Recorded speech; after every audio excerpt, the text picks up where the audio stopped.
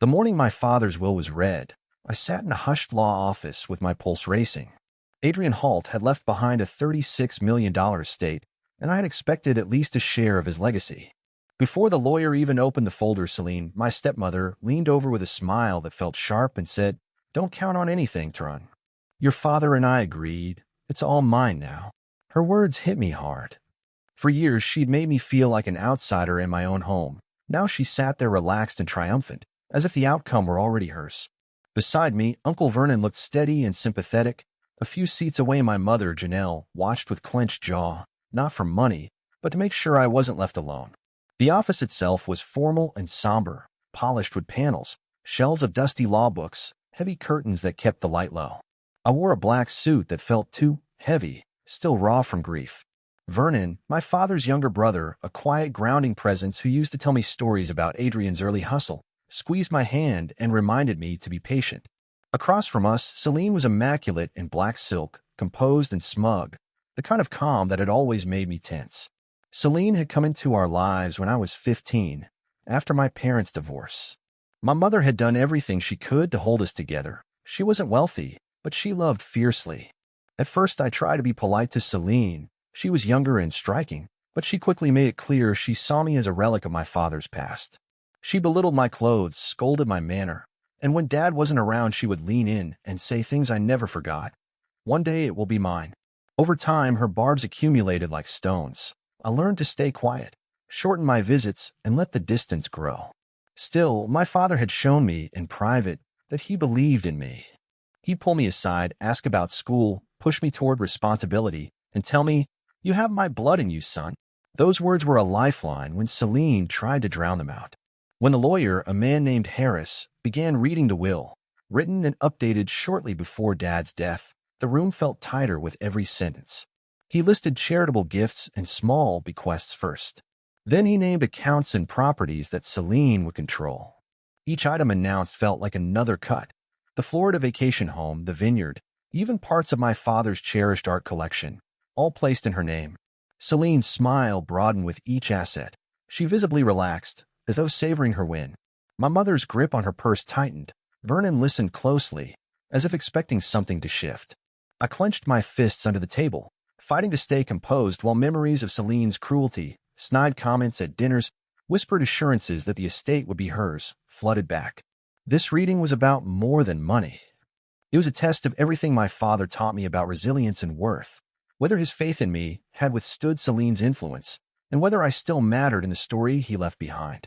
Hearing her whisper, I nearly believed her doubts. What if Dad had sided with her? What if he'd forgotten his own son? My jaw tightened against the hurt. I promised myself I wouldn't let her see me break. My father's voice, "Strength isn't about shouting the loudest. It's about standing when others expect you to fall," echoed inside me, but Celine's smug triumph was drowning it out. The lawyer flipped through papers and reminded everyone the will had been updated 3 months before Dad died. Every clause final. Celine's smile didn't waver, but mine slipped. Had Dad really left everything to her? The thought felt like a cold chain around my chest. My mother gave me a look that said I wasn't alone, which eased the pressure for a moment. But Celine leaned in with venomous calm. "He chose me, not you. You were only practice. Now it's my turn." The words cut deeper than any previous cruelty. I wanted to lash out, but Uncle Vernon's steady hand on my arm and his whispered counsel, "Hold yourself together," kept me silent. My father had taught me that money reveals character. Maybe this moment was one of those tests. Still, each announcement of assets felt like being buried under his empire. Celine savored every detail, leaning back and proclaiming that Dad had trusted her because I wasn't ready. My mother wanted to retort but stayed quiet. Vernon's presence was the support I needed. This wasn't merely a dispute over inheritance anymore. It was about my father's final judgment. Did he truly see me as his son, or had he placed his faith in the woman beside him? Then the lawyer reached the last pages. He glanced up, and Celine's confidence flickered for the first time. That tiny crack let a sliver of hope into me. Years of her whispers telling me I didn't matter threatened to overwhelm that hope, but I made a choice. I wouldn't give her the satisfaction of watching me collapse, whether I walked away with nothing or everything. I straightened, met her gaze, and refused to shrink. Her smirk twitched with irritation. My refusal to break had become, unexpectedly, its own small victory. Uncle Vernon leaned close and whispered, steady as stone, "That's it. Don't give her victory before the last word is spoken." His calm confidence anchored me as the lawyer's voice carried on. "To my wife, Celine Holt, I leave the household we shared, along with an annual allowance of $150,000 to be distributed from the estate's trust." The words fell like thunder. Celine's smile froze mid-curve, her fingers tightening on the arm of her chair. She had been waiting for millions. Instead, she was handed what amounted to less than a month of my father's earnings. For an instant, her mask slipped, and fear flickered across her face. Though she smoothed her hair and tried to recover, the certainty she carried into that room had cracked. The lawyer paused, letting the silence settle heavy. My pulse hammered, my mother's eyes gleamed with fierce knowing, and Uncle Vernon gave my shoulder a squeeze that told me he had expected this all along. Celine's voice sliced the air, brittle and shaking. "This cannot be right. My husband would never restrict me to an allowance. He trusted me with everything." The lawyer didn't blink. "Mrs. Holt, I assure you, these are Mr. Holt's final instructions, signed and witnessed 3 months before his passing." Celine forced out a hollow laugh. Of course. I'm certain the bulk of the estate is still mine. Adrian always said he wanted me secure." I stayed quiet, though inside, fire burned. Her veneer of control was unraveling, and I could feel the shift in the room. She had told me for years I was nothing, and now every sentence chipped away at her illusion of power. I leaned forward at last, my voice calm but unwavering. "Funny, Celine. I don't remember my father ever saying he built his empire for you. He built it for his family." Her head snapped toward me, eyes flashing. "You think you know what he wanted," she spat. "You were just a child when he made his choices. You don't understand the man he became."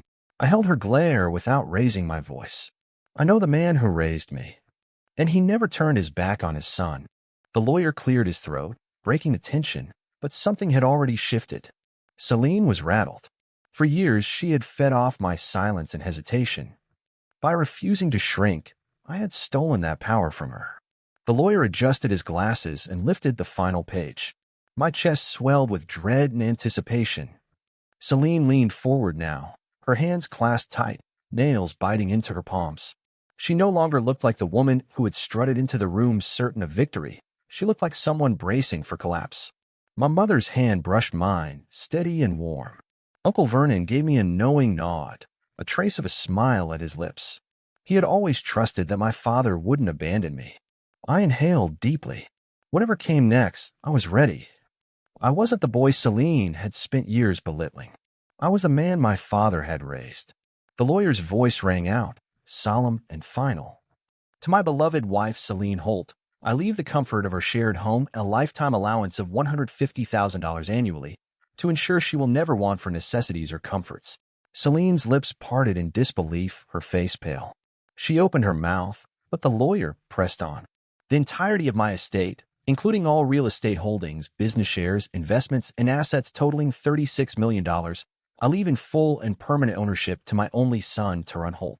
The words hit the room like a thunderclap. Silence followed, deep, absolute. I couldn't breathe. I had expected something, perhaps a token share. But not this. Not everything. Celine's chair screeched as she jolted forward, her voice sharp with panic. "What? No, that cannot be right. There must be a mistake." The lawyer lowered the page, meeting her glare with calm professionalism.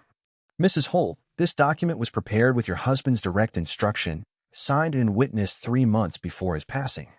"There is no mistake." Celine slammed her hand on the table. "No, he promised me security. He told me I would carry his legacy. And now you expect me to believe he left everything to this boy." She spat the word like venom. My mother straightened, quiet pride hardening her face, though she said nothing. Uncle Vernon leaned forward instead, his tone steady but edged with finality. "Adrian was a man of clarity, Celine. If this is what he wrote, it's because this is what he meant. He trusted his son." Celine turned her fury on me, eyes blazing. "You think you deserve this? You were hardly there. You failed him more times than you can count. He told me you weren't ready, that you lacked his discipline." I met her glare without flinching. For years, I had absorbed her poison. Not anymore. Not after hearing my father's last word on the matter. Maybe he doubted me at times, I said evenly, but in the end he trusted me. That was his choice, not yours. Her hands trembled against the table. You manipulated him. That's the only explanation. He would never, her voice cracked, collapsing into a plea. She spun toward the lawyer. Read it again. There has to be some condition, some clause. He shook his head. There are no conditions. The estate belongs entirely to Mr. Turenholt. Those were your husband's explicit wishes. The finality in his voice silenced the room. Celine's composure shattered, her elegant mask breaking into raw panic. She clutched her forehead, whispering, "This cannot be happening." Inside me, something shifted. Years of doubt and silence, years of her making me feel like nothing, dissolved under the weight of proof. My father had seen me. He had chosen me. Uncle Vernon's eyes gleamed with quiet pride. He nodded, as if to say, "This is the man Adrian raised." My mother placed her hand on mine, her voice soft but steady. "He believed in you all along." Celine's voice rose again, ragged and desperate. "I'll fight this. I'll take it to court." He would never just leave me scraps. The lawyer remained unmoved. "You are entitled to challenge it, Mrs. Holt, but the will is airtight.